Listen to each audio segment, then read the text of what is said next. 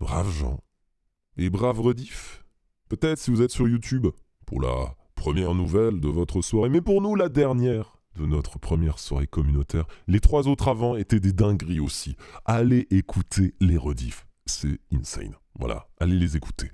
Normalement, elles sont toutes collées en plus sur les chaînes, donc vous allez les trouver faciles, tranquillou, tranquillou bilou. Voilà, faites ça. Et sur ce, braves gens, je vous souhaite une très bonne, horrifique histoire.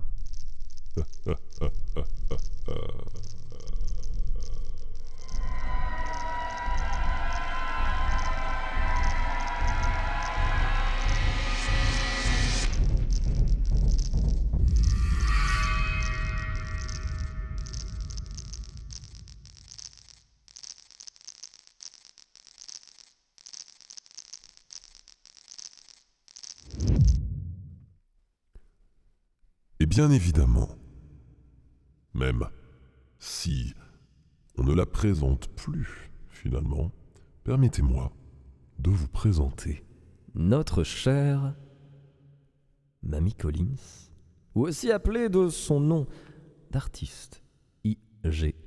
Collins. Notre chère Indy, de son surnom, est une pro des reconversions professionnelles.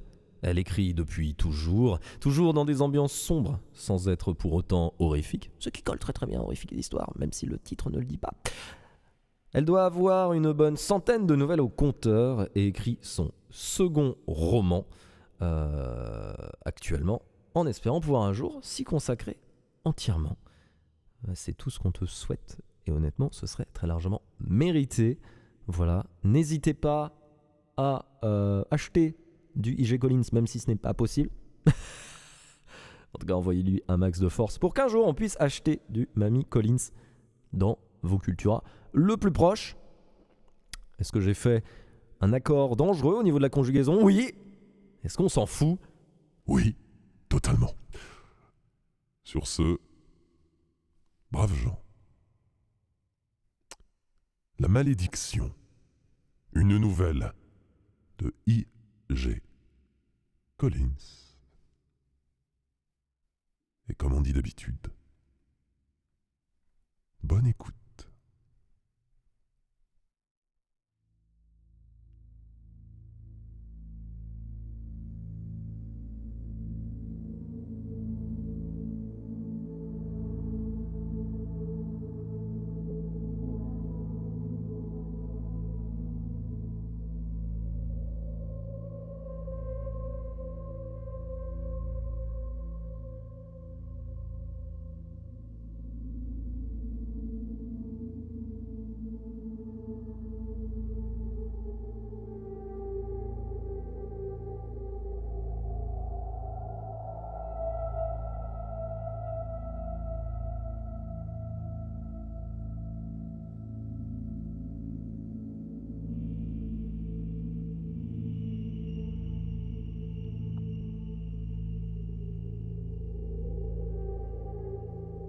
Étendu sur le sable, il peina à se réveiller.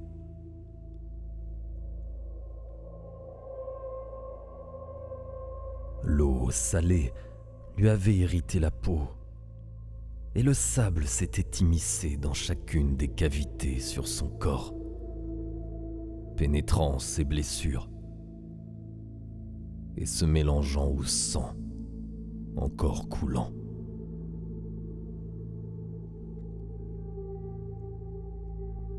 Il était bien jeune,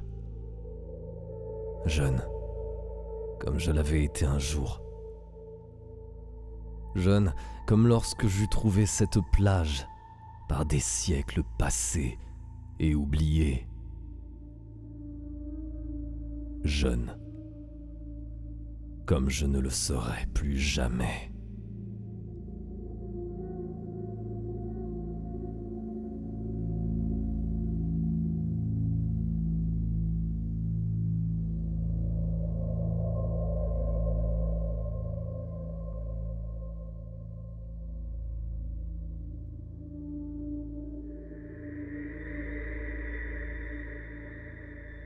Je reconnaissais bien là ses bras tremblants, ses jambes peinant à se maintenir, et ce regard perdu sur l'horizon.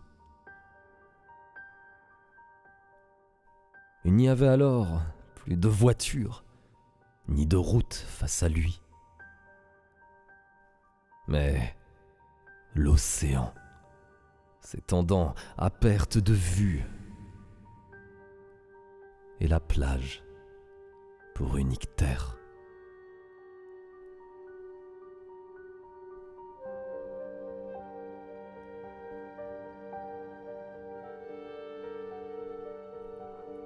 Il observa le reflet de la lune immense, se reflétant sur l'immense miroir d'eau, et fut subjugué par sa beauté. Si bien qu'il resta plusieurs minutes l'observant, l'admirant, et ne remarqua pas immédiatement les centaines de corps debout derrière lui.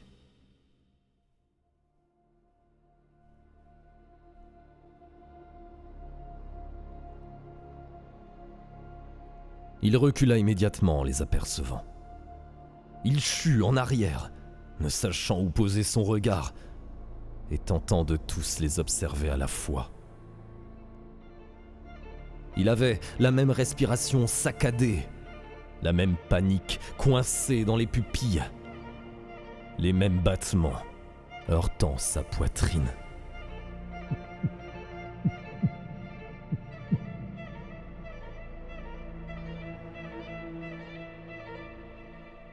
Au-delà du spectacle extraordinaire dont il était témoin,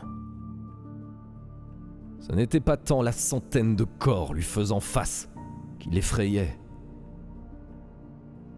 mais l'absence de visage sur chacun d'eux.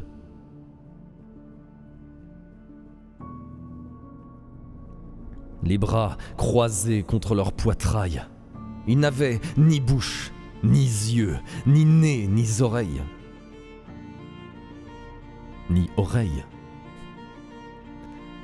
Il ne restait qu'une peau tendue à chaque emplacement. Une peau frêle et claire.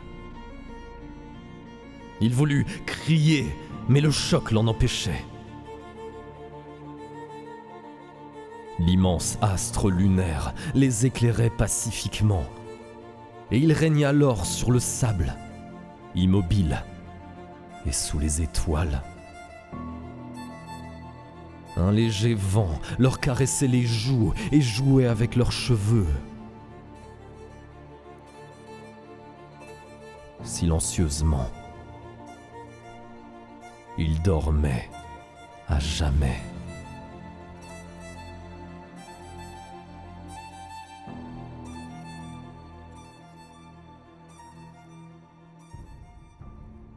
Il n'avait pas été facile de tous les amener.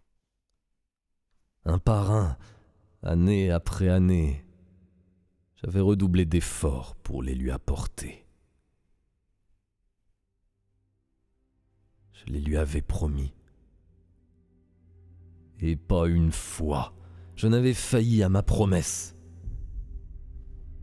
Et chaque année, à son anniversaire, je lui apportais de plus beaux cadeaux pour la combler.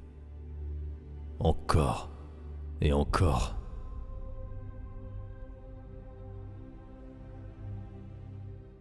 Mais au fil du temps, j'avais perfectionné mes méthodes. Une route peu éclairée, l'une de celles qui sont si peu empruntées qu'elles n'apparaissent sur aucune carte, et une silhouette apparaissant dans le sillage de leurs phares. Et, en m'apercevant sous le feu de leur lumière jaune, ils s'étaient tous arrêtés. Toute la technicité de cette méthode résidant dans le fait de disparaître immédiatement. Une seconde, C'est tout ce qui était nécessaire pour les forcer à freiner. Et dès lors qu'ils relevaient les yeux sur la route, j'avais disparu. Et j'étais déjà dans leur voiture. Ils revenaient tous à leur place, sans jamais regarder derrière leur siège. De là, il m'était bien facile de les attraper et de les endormir. Une fois en ma possession, je les ramenais sur notre plage. Elle n'est pas accessible par des routes ou des sentiers. Elle se trouve entre là où l'on se perd et là où l'on sommeille. Elle ne vous serait pas accessible. Elle ne l'est que pour moi et que pour elle. Et le voilà, figé sur place, faisant face à ses prédécesseurs. Aucun ne bouge. Aucun ne le peut. Aucun ne crie. Aucun ne le voit. Aucun ne vit.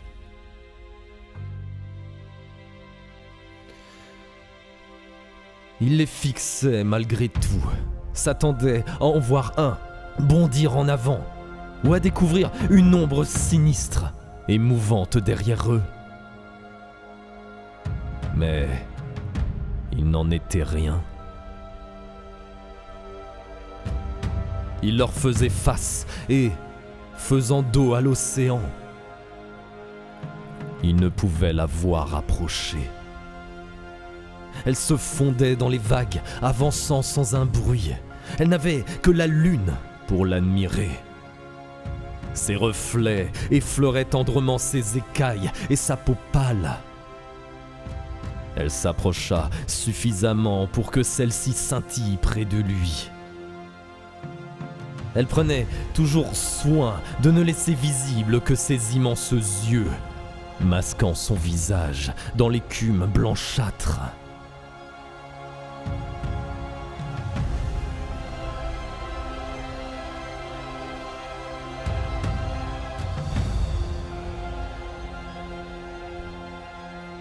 Merci beaucoup. Super touffe pour le raid. Ça régale. Bienvenue. Et merci pour les follow. Vous arrivez vers la fin, mais profitez. Je vous jure, c'est très cool.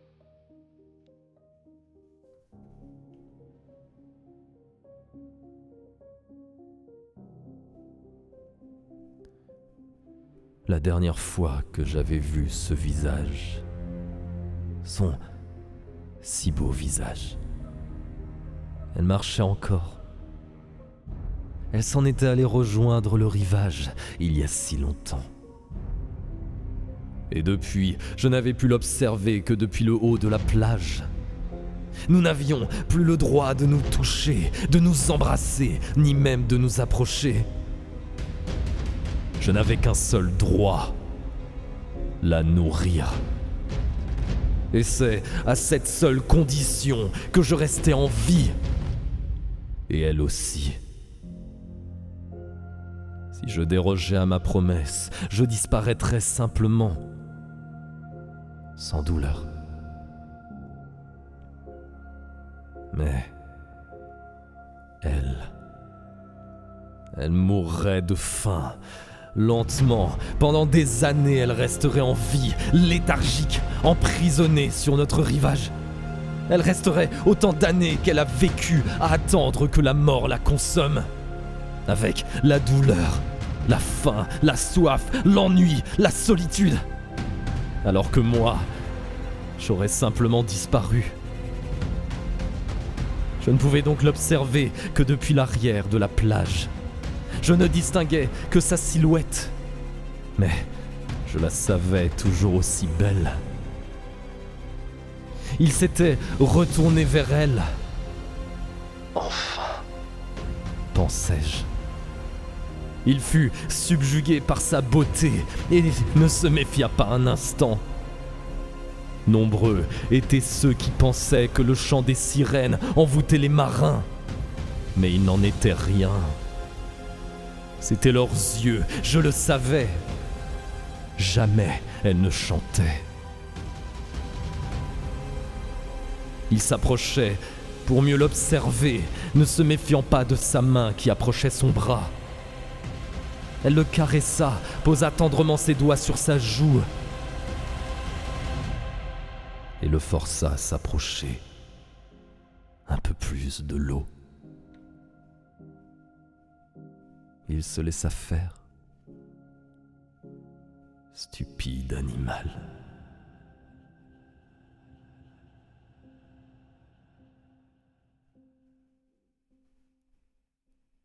Elle l'approcha à quelques centimètres de ses pupilles.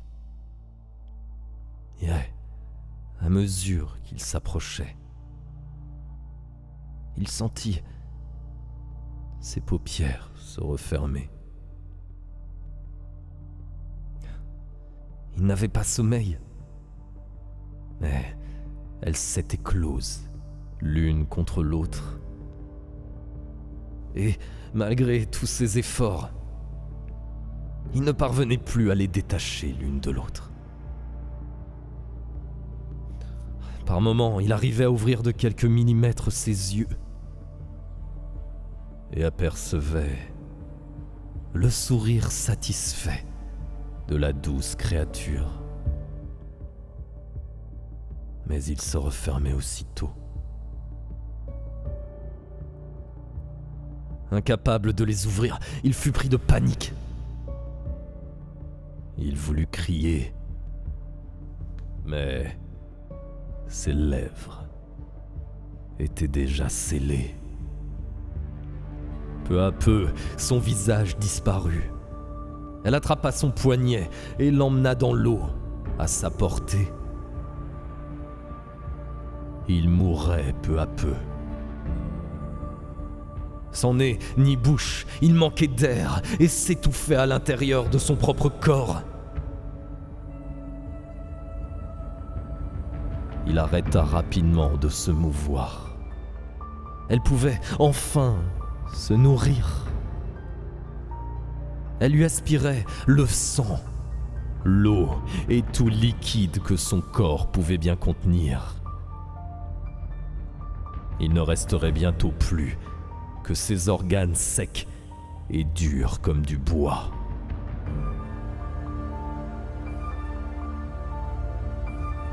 Je la laissais profiter de son repas, attendant au loin de la voir disparaître pour venir le récupérer et, comme les autres, le planter dans le sable pour qu'il observe la lune avec elle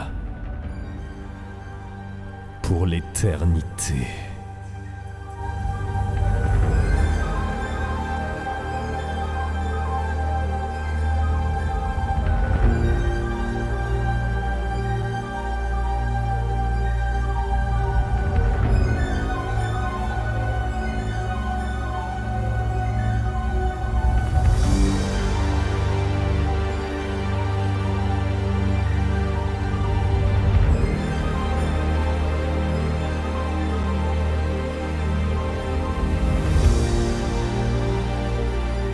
Et voilà qui marque la fin de cette première soirée communautaire. Des claps dans le chat de veau pour IG Collins, Mamie Collins qui nous a écrit cette dernière nouvelle. Merci à toutes et tous de l'avoir écouté.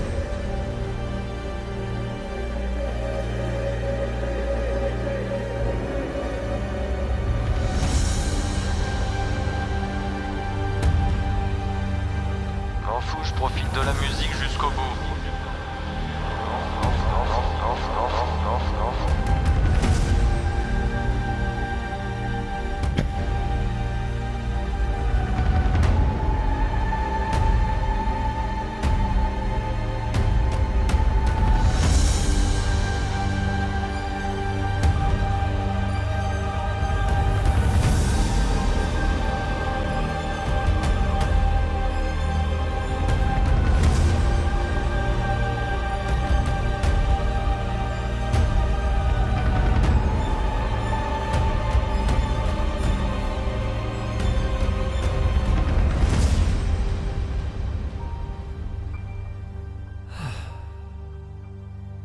ce plaisir.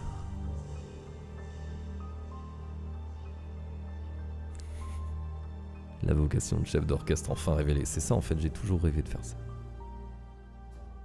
Et The Gorillaz qui dit un bravo de ouf à la commu qui a rédigé les textes, à Mamie pour la coordination et l'organisation, à Sir Mascox pour les beaux dessins et à Vincent pour la lecture. Première soirée commu 100% réussi, merci beaucoup. Alors nous avons Mamie, mais je crois qu'il faut que je la fasse apparaître sur le stream. Est-ce que maintenant on entend Mamie Collins ? 1, 2, 1, 2, 1, 2. Oui, on entend Mamie Collins. Oui. Notre cher IG Collins qui a clôturé cette soirée. Est-ce que tu es satisfaite de mon interprétation ? Est-ce que j'ai rendu honneur à ta nouvelle ? Oui, beaucoup. Je pensais pas parce que, c'est un peu prétentieux, mais ça fait très longtemps que j'écris.